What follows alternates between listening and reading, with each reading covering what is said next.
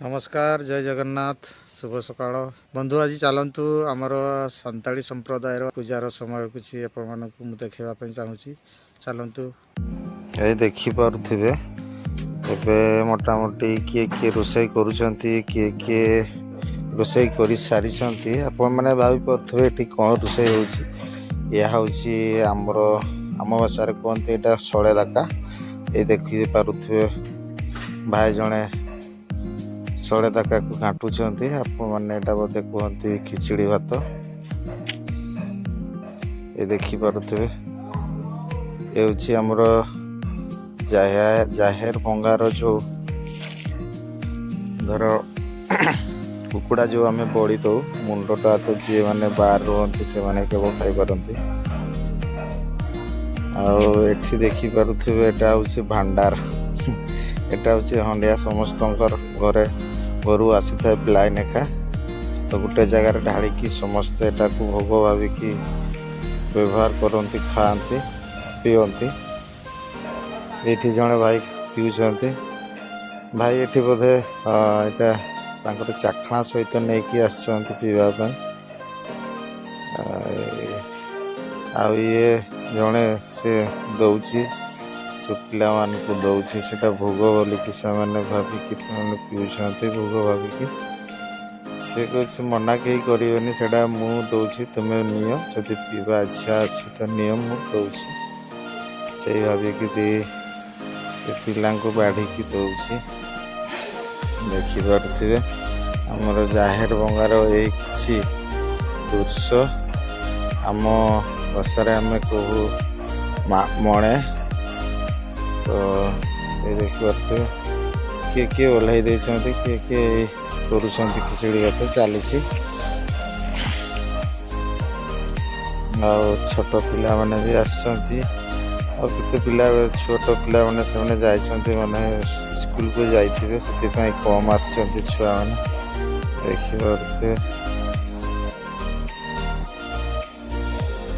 देखिपे देखते ये सब किसी ये हूँ आमर मुख्य जाहेर गार्ड बोलिकी आम कहू ये गछ मूटे आम पूजा पाठ करूँ तो ये गछटा आम बहुत मूल्यवान अच्छा अच्छा अच्छा हाँ हाँ ओर कमी दरकार हाँ अच्छा ठीक है ये समस्ते छिड़ा छिड़ा सब समस्त को अनौंट कहार है कहार नाई से भाविकी समस्ते समस्त अपेक्षार समस्ते रही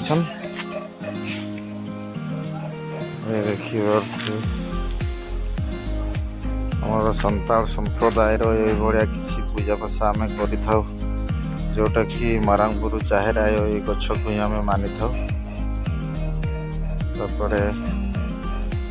एबे भी आमर से जिनसटा पूर्व काल जोटा लगी रही दादा बापा मोर जोटा कर आम से गुड़ा करुचु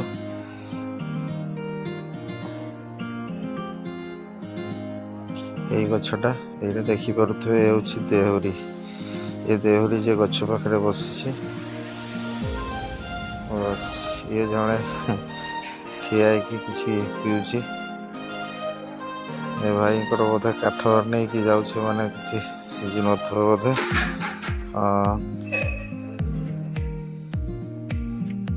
चलो खाई बसवा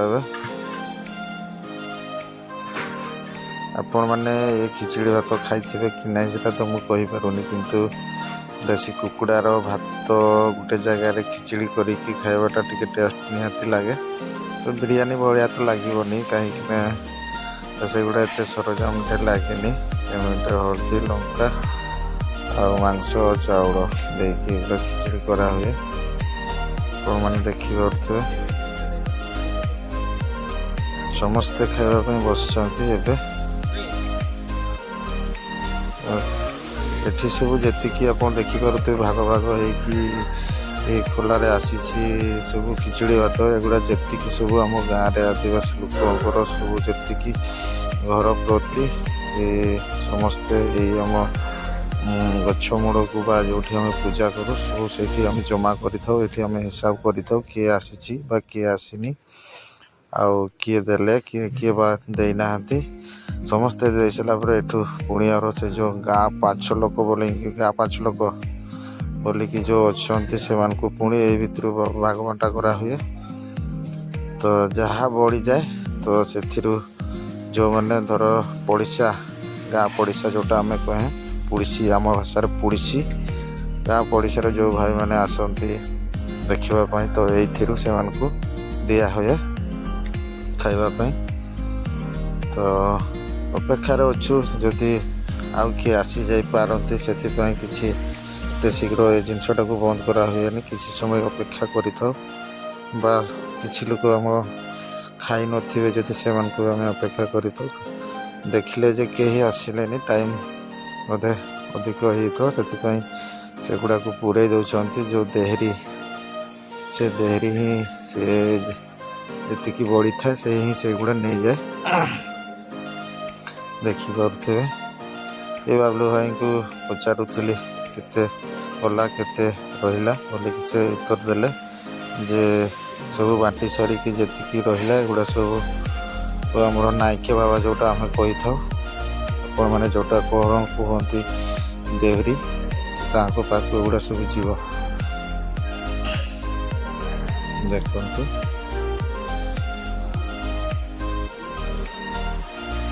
ଆମର ସବୁ ସାନ୍ତାଳ ସମ୍ପ୍ରଦାୟର କିଛି କଲଚର୍ ରହିଛି ଯେଉଁଟାକି ଆମକୁ ନିହାତି ମାନିବା ପାଇଁ ପଡ଼େ। ତ ସେଇଭଳିଆ ଗୁଡ଼ା ଆମର ବାପାମାନେ ଦାଦାମାନେ ଯେଉଁଗୁଡ଼ା କରିଥାନ୍ତି। ଏଇଠି ଦେଖିପାରୁଥିବେ ସମସ୍ତେ ଖାଇସାରିକି ନିଆଁ ପାଖରେ ସବୁ ବସିଛନ୍ତି, ଆଉ ସମସ୍ତେ ଅପେକ୍ଷାରେ ଅଛନ୍ତି। ସବୁ ସରିଲା, ଖିଆଦିଆ ସରିଲା, ଏବେ ଯିବା ପାଇଁ ସମସ୍ତେ ରେଡ଼ିରେ ଅଛୁ।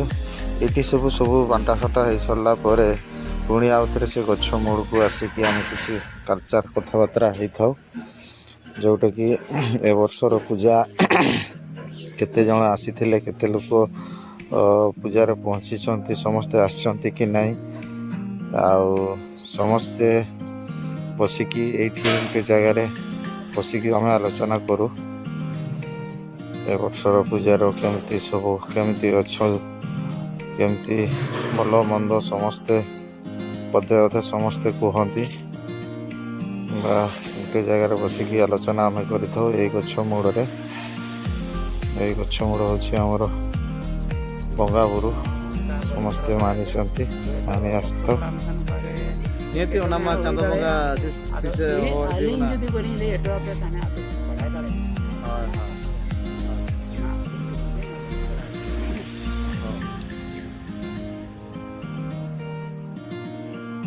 ସମସ୍ତେ ବର୍ତ୍ତମାନ କଥା ହେଇ ସାରିଲୁ, ଆଉ ଆମେ ସବୁ ଜଣାଉଛୁ ମାରାମଗୁରୁ ଜାହେର ଆୟକୁ ଯେ ଗାଁର ଭଲ ମନ୍ଦ ରୋଗ ଆଜାର ଯେଉଁଟା ଆମେ କହି ଆସିଥାଉ ବା ଯେଉଁଟା ମାନି ଆସିଥାଉ, ଆମେ ସେଇଭଳିଆ କୌଣସି ଗଛ ମୂଳରେ ବସି ସମସ୍ତେ ମୁଣ୍ଡିଆ ମାରୁ।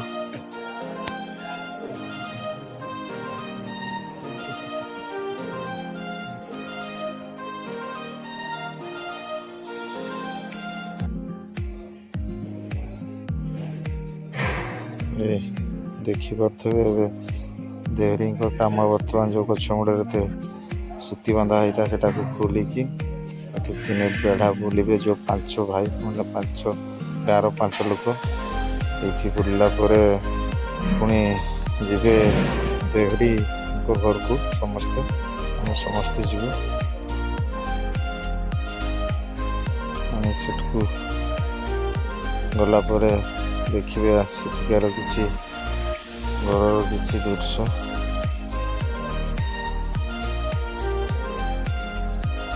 ଆଗରେ ଯେଉଁ ଚାଲିଛି ସିଏ ହେଉଛି ଆମର ନାଇକେ ବାବା, ଯେଉଁଟା ଆପଣମାନେ କୁହନ୍ତି ଦେହୁରୀ ବୋଲିକି। ଏବେ ନାଇକେ ବାବାଙ୍କ ଘରକୁ ଆମେ ସମସ୍ତେ ମୁହେଇଲୁ, ଆମେ ସେଠାକୁ ହିଁ ଯିବୁ। ଏବେ ଚାଲନ୍ତୁ ଯିବା। ଏଇ ଆମେ ପହଞ୍ଚିଲା ପରେ ବର୍ତ୍ତମାନ ଯେତିକି ଜଣ ଗାଁର 5 ଲୋକ ବୋଲିକି ଯେଉଁମାନେ ନାଁ ହେଇଥାନ୍ତି, ଯେଉଁମାନେ ଏ ପୂଜାର ଦାୟିତ୍ୱ ବା କିଛି କାମ ତୁଲେଇଥାନ୍ତି, ସେମାନଙ୍କୁ ଏଇଭଳିଆ ମାଇକି ଘରେ ଆସି କିଛି ଗୁଡ଼ ଧୋଇ ଘରକୁ ପ୍ରବେଶ କରିପାରିବେ ବା ସେମାନଙ୍କୁ ସ୍ୱାଗତ କରୁଛନ୍ତି।